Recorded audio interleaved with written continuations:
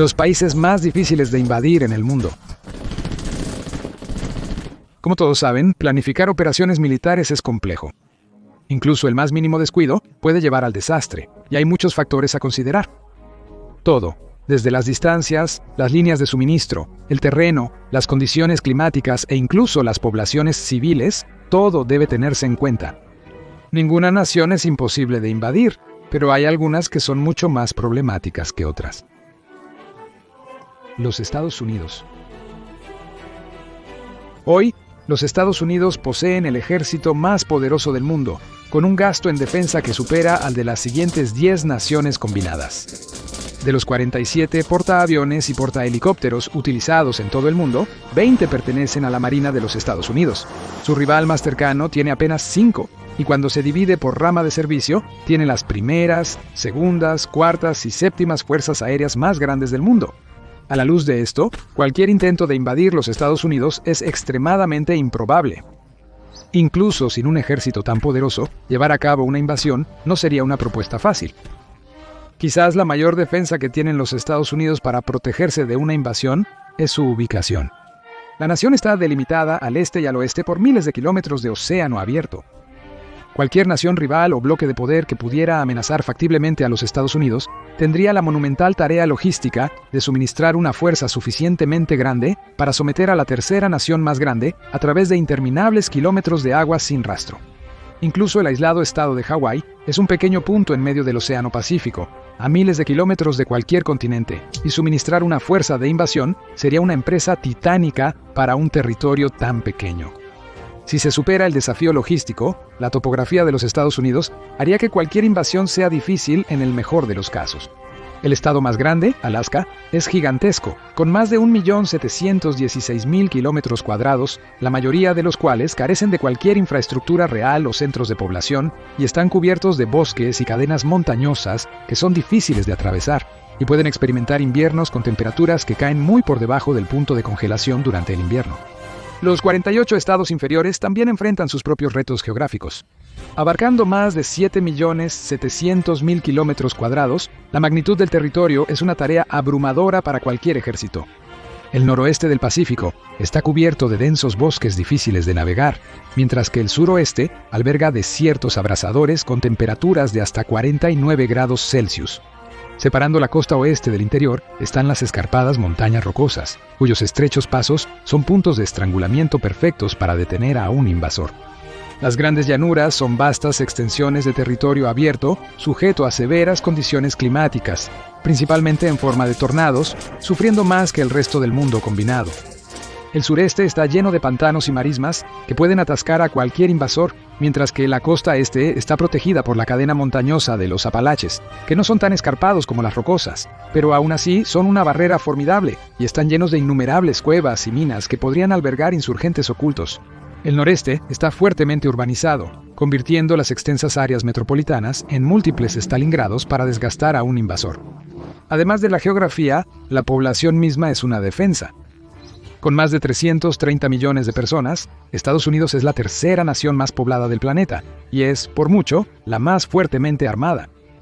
Con un estimado de 120 armas por cada 100 ciudadanos, se estima que hay 400 millones de armas de fuego y billones de municiones en manos privadas.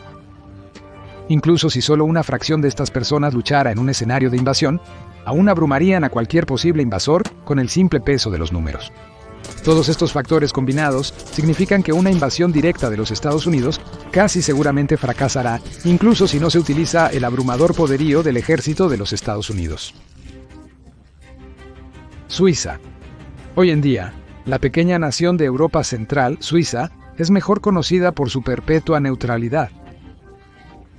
Ha mantenido esta política durante más de 500 años y fue confirmada en 1815 con el Congreso de Viena, que puso fin a las guerras napoleónicas. Después de permanecer al margen mientras las naciones luchaban amargamente a su alrededor, Suiza es más conocida por su chocolate y sus estaciones de esquí que por su proeza militar.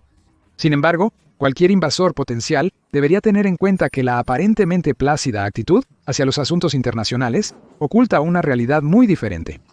Geográficamente, Suiza se ubica en medio de los Alpes, una cordillera que es difícil de atravesar, incluso con equipo militar moderno. Las avalanchas y deslizamientos de tierra son un peligro constante, capaces de detener a cualquier ejército invasor.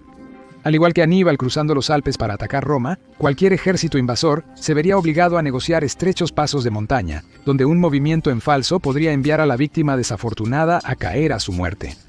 Cualquier avance tendría que ser lento, cauteloso y metódico, obstaculizando significativamente la velocidad y la movilidad.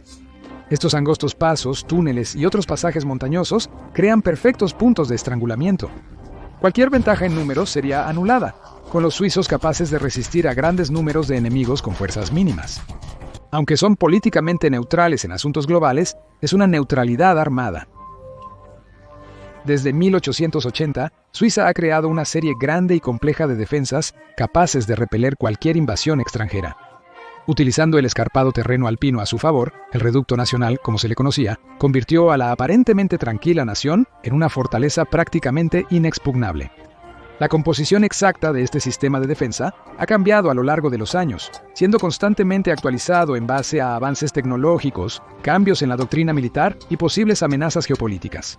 El reducto consta de más de 8.000 búnkeres y depósitos de almacenamiento ocultos, a menudo situados en pasos de montaña estratégicos, convirtiendo un terreno ya difícil de atravesar en una cadena de ciudadelas que tendrían que ser laboriosamente despejadas una a la vez.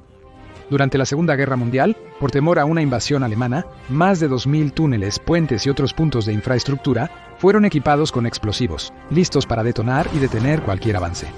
Durante la Guerra Fría, muchas de estas estructuras aún tenían explosivos. E incluso en el siglo XXI, muchos puentes que conectaban con el mundo exterior estaban preparados para la detonación, aislando a Suiza de cualquier vecino hostil. En los últimos años se ha intentado desactivarlos, pero si cambia el clima geopolítico, pueden reconfigurarse según sea necesario. En respuesta a la posible caída nuclear durante la Guerra Fría, Suiza promulgó una política de refugios para todos. Desde 1963, cualquier nueva casa o complejo de apartamentos debe tener un refugio antiaéreo excavado debajo de él, o el dueño del edificio debe pagar por el uso de un refugio público. Se tallaron más de 300.000 refugios en el pintoresco paisaje, con espacio y suministros para proteger a toda la población suiza durante periodos prolongados de tiempo. Durante la Guerra Fría, estos refugios antinucleares se mantuvieron en caso de un intercambio nuclear general que consumiera Europa. Recientemente, la estabilidad en Europa Occidental ha llevado al desmantelamiento de muchos búnkeres, los cuales han sido reutilizados como museos, hoteles e incluso para el envejecimiento de queso. Aunque, si es necesario, pueden volver a su propósito original, y el mandato de nuevas viviendas con refugios incorporados ha sido en su mayoría relajado. Hay suficientes búnkeres y refugios antiaéreos para albergar a toda la población suiza en caso de que ocurra una catástrofe. Además de las defensas naturales y artificiales, la propia población suiza representaría un desafío para cualquier invasor. A pesar de no participar en una guerra extranjera en siglos, la nación mantiene un servicio militar obligatorio. Se requiere que todos los hombres suizos aptos realicen el servicio militar al cumplir 18 años, aunque los objetores de conciencia pueden optar por el servicio civil. Las mujeres no son reclutadas, aunque pueden unirse al ejército si así lo deciden. Para una rápida implementación, los miembros del ejército mantienen sus rifles de servicio en casa. Los ciudadanos pueden comprar armas después del servicio militar a bajo costo, para mantener sus habilidades. El tiro al blanco es un pasatiempo popular con campos de tiro en todo el país. Esto significa que un invasor, una vez que supera el terreno peligroso, la infraestructura explosiva y los búnkeres ocultos, tendrá que lidiar con una nación armada que trata el tiro al blanco como un pasatiempo. Casualmente, invadir Rusia no es una tarea particularmente difícil, al menos en teoría. Aunque el territorio de Rusia está lleno de características de terreno difíciles, como pantanos, bosques densos y desiertos áridos, las fronteras del territorio ruso no están resguardadas por estas barreras naturales. Hacia el oeste, la llanura europea, un tramo de tierra desde los Pirineos hasta los Urales, consta del tramo más grande de tierra sin montañas en Europa. Gran parte de esta tierra estaba cubierta de densos bosques, aunque muchos han sido talados para la agricultura y el desarrollo humano. Hacia el este, la estepa asiática se extiende igualmente como un camino abierto claro desde el este de China hasta Rumania. Existen fronteras naturales en estas regiones, como ríos, tierras altas y terrenos difíciles, pero nada tan significativo como los Alpes u otras grandes cadenas montañosas. Cualquier invasor simplemente podría entrar caminando al corazón de Rusia. Esto es precisamente por lo que controlar a Rusia ha resultado tan complicado. En palabras del mariscal de campo alemán Gerd von Rundstedt, la vastedad de Rusia nos devora. Más de una octava parte de la masa terrestre del planeta es territorio ruso. Debido a esto, cualquier invasor puede entrar en Rusia, y seguirán caminando y caminando y caminando, aparentemente sin fin. Las redes logísticas, el corazón de cualquier campaña militar, se verán llevadas al límite, ya que las caravanas de suministros tendrían que atravesar espacios abiertos interminables. Vivir de la tierra se volvería difícil, ya que las fuerzas rusas han utilizado históricamente tácticas de tierra quemada para negar el reabastecimiento a los invasores. Aunque no pueden retroceder indefinidamente, como se afirmó en la infame Orden número 227 de Joseph Stalin, las vastas extensiones sí le dan a Rusia una enorme cantidad de margen de maniobra al planificar las defensas de su patria. Las condiciones climáticas en Rusia son conocidas por ayudar a detener invasores.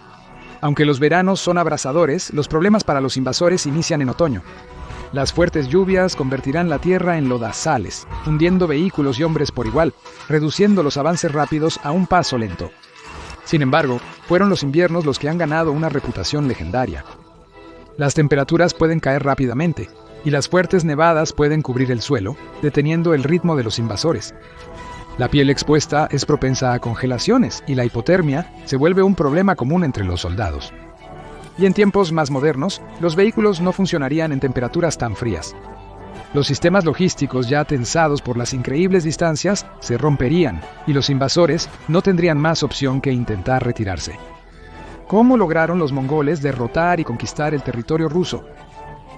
El corazón de Mongolia, en la estepa asiática, tiene condiciones parecidas a las de Rusia. Los inviernos congelantes no eran inusuales, pero lo más importante es que carecían de un verdadero sistema logístico en el que apoyarse. Cada guerrero mongol era un caballero que combatía a caballo con múltiples reemplazos disponibles.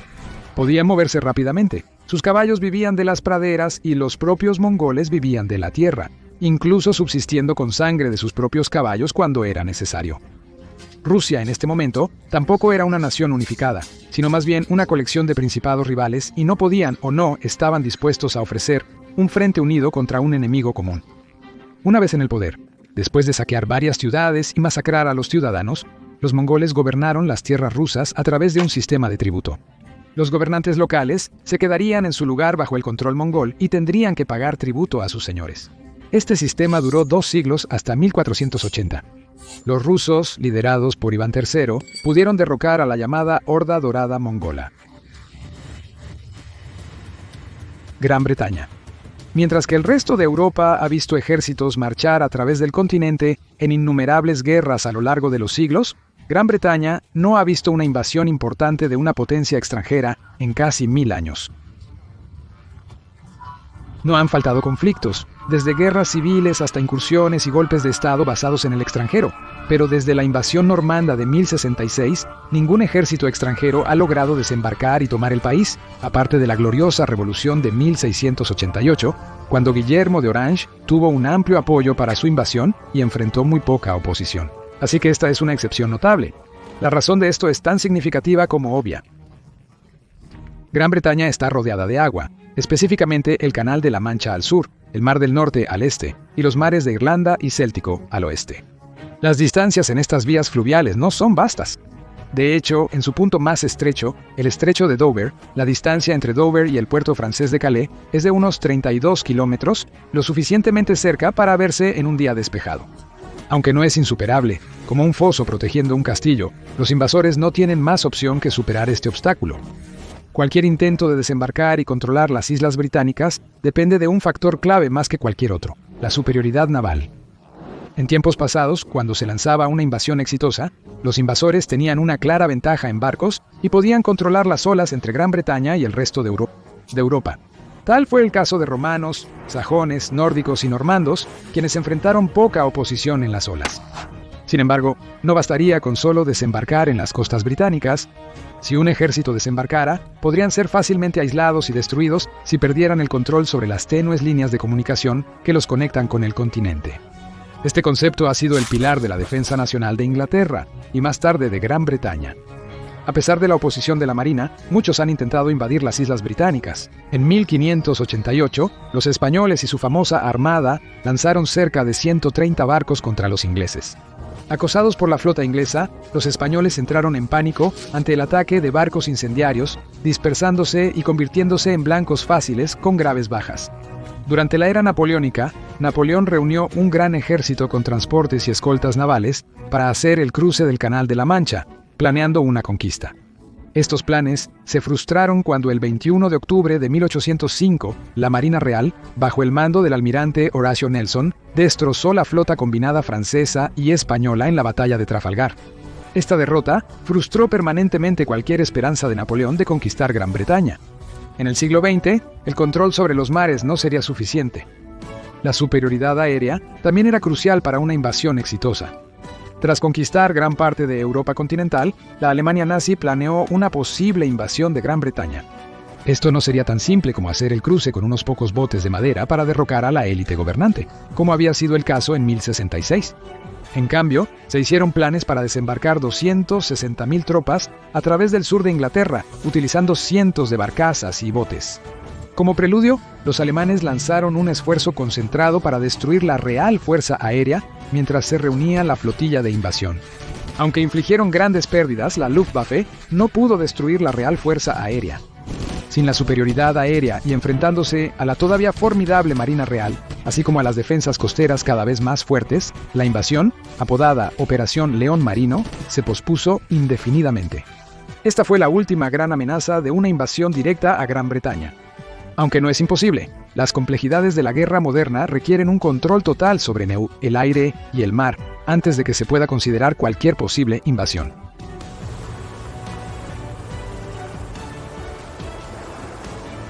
Muchas personas han intentado nadar en el Canal de la Mancha, incluyendo a un niño de 11 años. Sin embargo, no es tarea sencilla. Hay corrientes traicioneras, clima brutal y ocasionales medusas que lo dificultan. Pero para los decididos a probar su valor, los riesgos merecen la pena. ¿Sabes qué? La próxima vez tomaré el canal. Afganistán. Afganistán se ha ganado la reputación de ser el cementerio de imperios. Durante siglos, varias potencias mundiales han intentado imponer su voluntad en esta nación centroasiática sin litoral, con resultados variados en el mejor de los casos. Si bien invadir el país no es imposible y se ha hecho numerosas veces a lo largo de la historia, controlarlo después es un asunto completamente diferente. Anteriormente en la historia, el área que ahora es Afganistán ya estaba causando problemas para los invasores como Alejandro Magno, cuyo avance hacia el este se ralentizó considerablemente por las tribus de la región. Después del colapso del Imperio Maurya de India, la población de Afganistán aumentó y pronto ganaría una reputación como una tierra difícil de controlar para los forasteros. Una de las primeras incursiones importantes en Afganistán sería por los ejércitos islámicos en el siglo VII después de Cristo, y estos fracasarían miserablemente, representando uno de los primeros grandes reveses para el ascenso meteórico del Islam. Los mongoles, en su camino para conquistar el imperio terrestre más grande de la historia, sometieron la región, a menudo masacrando poblaciones enteras para lograrlo. Luego, la región sería disputada por los mogoles y los safávidas. Ambas potencias enfrentarían numerosas revueltas, los mogoles capaces de controlar las principales áreas urbanas y esencialmente sobornando a los jefes tribales para mantener la paz, y la caída de los safávidas estaba estrechamente asociada con un levantamiento afgano. En siglos siguientes, un patrón similar emergió. El Imperio Británico libró 3 guerras separadas en Afganistán, lo que resultó en una de las peores derrotas que una nación europea sufrió a manos de una fuerza indígena en el siglo XIX.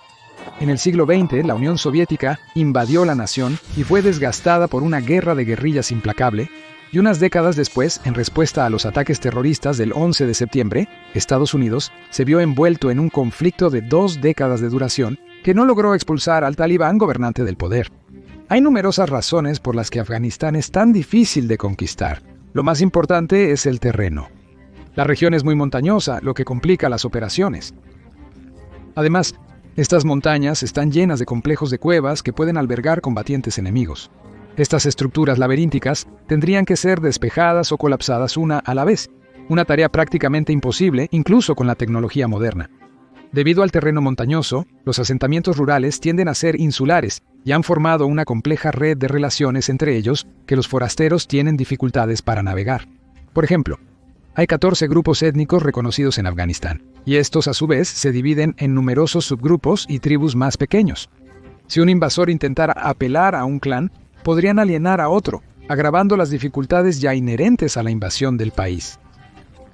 Muchos de estos clanes lucharán entre sí, y como resultado, muchas aldeas, especialmente en las partes norte y oeste del país, están defendidas con estructuras llamadas calas, que se traduce como fortaleza o lugar fortificado, que generalmente están hechas de ladrillo de barro o piedra. La mayoría de los invasores lograron controlar las principales áreas urbanas como Kabul y Kandahar. Pero para controlar la mayoría del país, se verán obligados a lidiar con aldeas aisladas y fuertemente fortificadas, dispersas en un terreno montañoso inhóspito, con infraestructura limitada, como carreteras o redes ferroviarias, para enfrentar una fuerza formidable de habitantes que pueden retirarse a los innumerables sistemas de cuevas para continuar la lucha más tarde. Para muchos invasores esto no vale la pena, y muchos han aprendido de la manera difícil por qué Afganistán se llama el cementerio de los imperios. Quizás la idea del cementerio de los imperios esté algo sobrevalorada. Hay una serie de factores sobre por qué una nación se eleva y cae, y algo tan simple como la invasión de Afganistán no es la única razón. Es irónico, sin embargo, que cualquier campaña militar en esa nación de Asia Central esté casi siempre condenada al fracaso. En resumen, ningún país está a salvo de una invasión, y la guerra es impredecible. Pero hay algunas naciones en el planeta cuya geografía, población u otras circunstancias las hacen prácticamente imposibles de invadir, y planificar una operación dentro de sus fronteras causará más que dolores de cabeza.